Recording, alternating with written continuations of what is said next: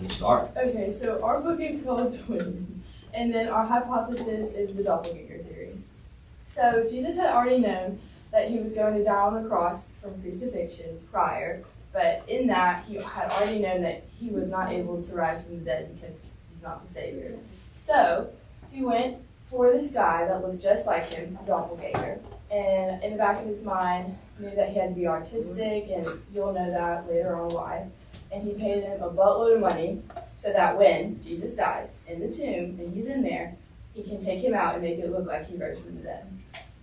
The doppelganger caught the guards before they were closing the tomb, and then he acted like he was trying to celebrate the death of Jesus. So he brought them alcohol and they had fun. And once the guards were so far gone, he snuck in, he stole the body, and he tied stones to his feet and sung him.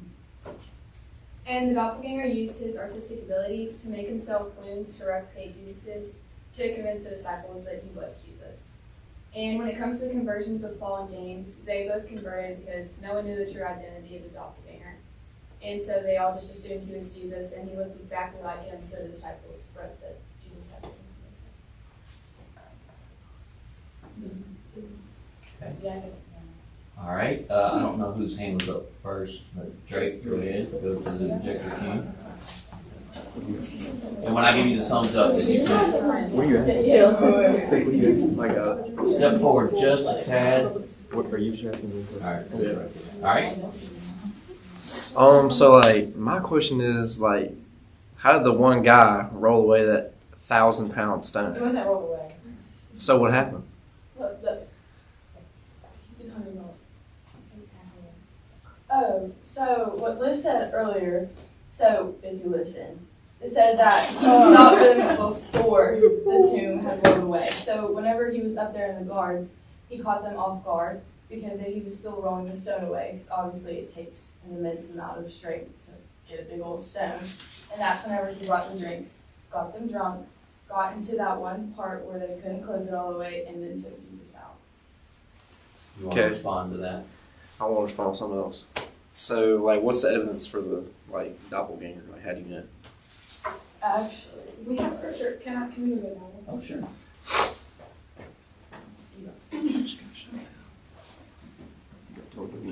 Your question was, okay, so you're actually two-part. The first one was how did they roll the stone away? And now you're changing and asking what's the evidence for the doppelganger? Are you ready, sir? Okay. In Mark 14:51 and 52, it says, "Now a certain young man wearing nothing but a linen cloth was following him, and they caught hold of him, but he left the linen cloth behind and ran away." So that's in the scene of Jesus' crucifixion, and so that was the doppelganger that was watching him during the crucifixion. What if it wasn't? nobody knows who he is when he ran away. All right, I'm gonna let somebody else go here. Okay, that was close. I just couldn't give a point to either side, so I would no point award. How do we not get a point? Who else? Next person. Oh, one other thing. If I start the timer saying, okay, you got 30 seconds and nobody goes up, objector, cam, in 30 seconds, then the group gets the point. So. The screen went Next. black, so there's no points. The screen went black.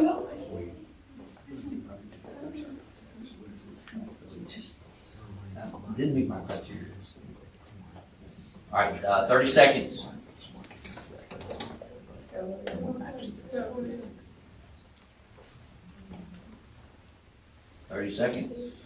Now it's 15 seconds. So somebody's got to go. The group gets the point. Wait, what's that verse? Hey, what's that verse that y'all quoted? Mark, Yeah, I'm gonna actually look at this. Mark 14:51-52. Yeah, that's read the context. Okay, Noah, you're good.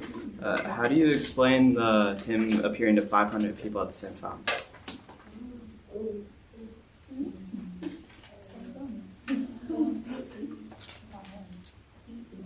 It's not him that appeared, it was a doppelganger. Well, how do you explain the doppelganger, 500 people at the same time? Well, how do you know that it was 500 individual people at the same time, but not a big group of 500 people? Well, still 500 people at the same time. Some wouldn't be able to see 500 people blocking each other. Well, they're Yeah. Okay, someone else? Oh God. Okay, hang on just a second. I gotta adjust the camera's not tall. You got it. Judas's betrayal of Jesus.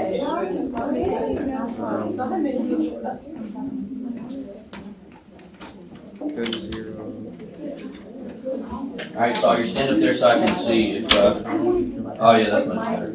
Okay, Sawyer, you're live. All right, so my question is like, you don't think the disciples would have noticed that he's a different person? Because I know y'all are saying that they look exactly alike, but if you hang around someone enough, you get to know their mannerisms, you get to know like the way they act, the way they talk, you know, it just doesn't make sense to me that they wouldn't be able to tell the difference. Okay, well, Jesus paid this guy off like prior to his crucifixion, so that he had time to like study his mannerisms and learn him and like how he acted.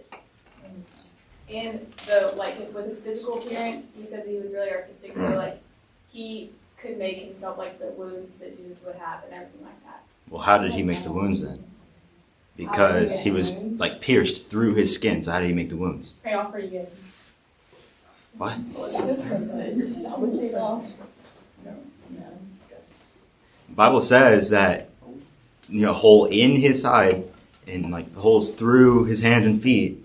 You can't do that with makeup. That doesn't make any sense. It's not necessarily makeup. I mean, it can lamb's blood and all of that. But still, through his body. Yeah, it doesn't have to show a hole. It already Giant! It's a giant nail through his body. I was going to get you. Y'all doing fine. Okay, alright, Robert, I'm good. you're good. Do y'all have any other scripture or quote or anything about this random guy that you know everything about? Are you, this is for me, are you asking clarity about the verse they read in Mark 4? No, I'm asking if they have any other verse. Because I'm about to ask about the verse, but I want to make sure that they don't have any other verse. Okay, so you're asking about the verse that they read earlier on Mark 14? Yes. Okay, go ahead and go with that. So the verse that you read in Mark 14 is while they were in the garden during Judas' betrayal after they cut off the soldier's ear. And pretty much all it's saying is that after everyone deserted and ran away, there was a young man in linen cloth, and they caught a hold of him, but he like ran away naked. And that's all of y'all's evidence for this guy that stole a body. That was before Jesus even died. Yeah, because he was already analyzing Jesus, so he was trying to get his mannerisms and trying to figure out how he can portray Jesus, Why does he need his mannerisms? so that he can show Steal that a body? So they wouldn't. So he's trying to get Jesus's mannerisms to do what? So that the disciples can't recognize that it's not Jesus. So like that he actually Jesus. Whoops. Point group. Met the criteria. Alright, anybody else? Wait, let's have somebody that, you can go again in a minute, but I want to see if we get somebody else. Huh? You looking for a verse? Okay. Anybody else? So we're talking about a guy that was to be Jesus.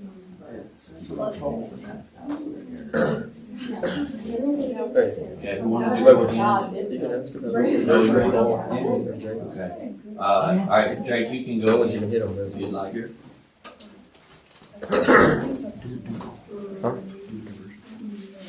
Shut him down, Drew. So, Okay, how good. did... Wait, hang on, let's get Riley Seriously, out Riley? of the camera. She's trying to, that's going on the video. Okay, go ahead, Greg. How do y'all explain the conversion of Paul?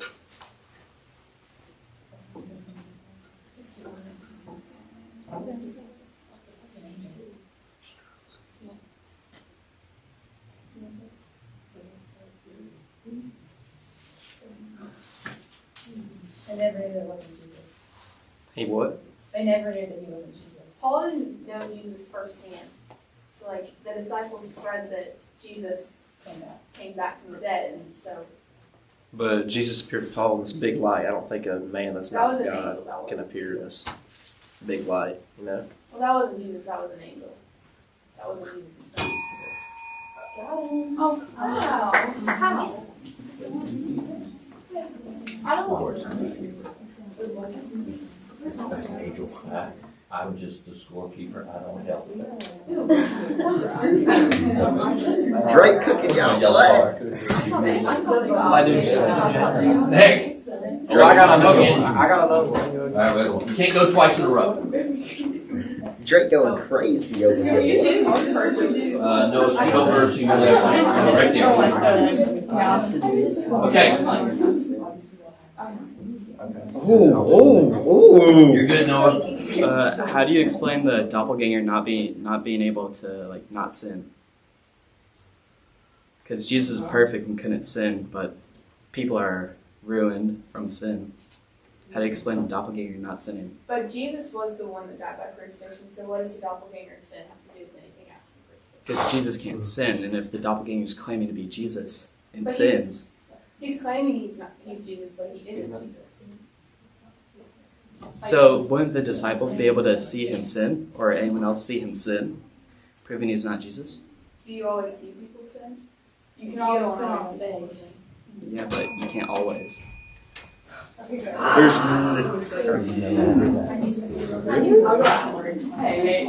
gonna, well, no, I want, if you're ready, go. You can go. All right, okay. Hey, I'm not gonna lie. That was one of the best points I think we've made so far. I don't know how you all said.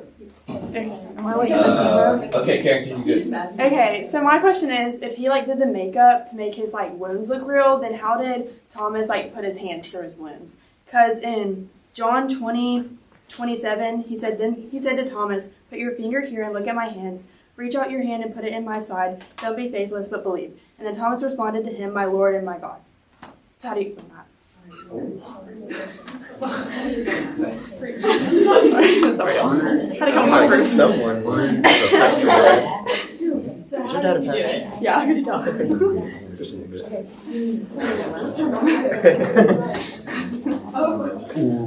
Sawyer said Wait. about How